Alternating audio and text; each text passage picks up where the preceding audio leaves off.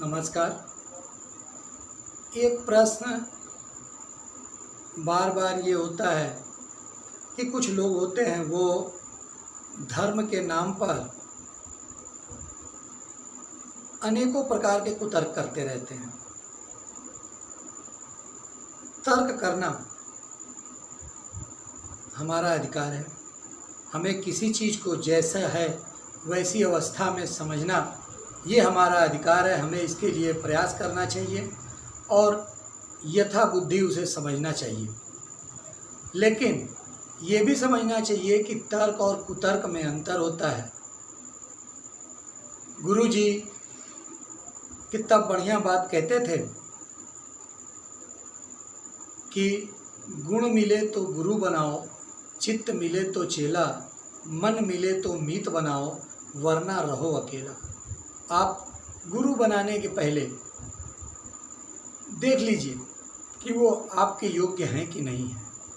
लेकिन यदि आपने एक बार गुरु बना लिया तो फिर आपको उनकी बातों को मानना चाहिए, ऐसा मेरा विचार है। क्योंकि गीता में भी श्री कृष्ण भगवान कहते हैं, श्रद्धावानम लभते ज्ञानम तत्पर संयतेन्द्रिय, यानी श्रद्धावान पुरुष ही ज्ञान को प्राप्त करता है, जो अपनी इंद्रियों को बस में करके अपने गुरु के बात पर विश्वास करता है। तो इसीलिए उन्होंने कहा श्रद्धावान लभते ज्ञानम। अब इसको हम एक कहानी के माध्यम से समझने का प्रयास करते हैं कि एक विद्यालय में मध्यावकाश हुआ। उसमें कैंटीन थी, कैंटीन में बच्चे खाने के लिए गए। दो दोस्त थे, दोनों गए। उस दिन गुरुजी ने जोड़ने और घटाने की संदर्भ में बच्चों को बताया था। उसमें से एक नवयुवक काफ़ी उत्साहित था। उसने दूसरे को कहा, उन दोनों ने 2 समोसा मंगाया था, दोनों समोसा सामने रखा था। उसने कहा कि बताओ ये कितना है।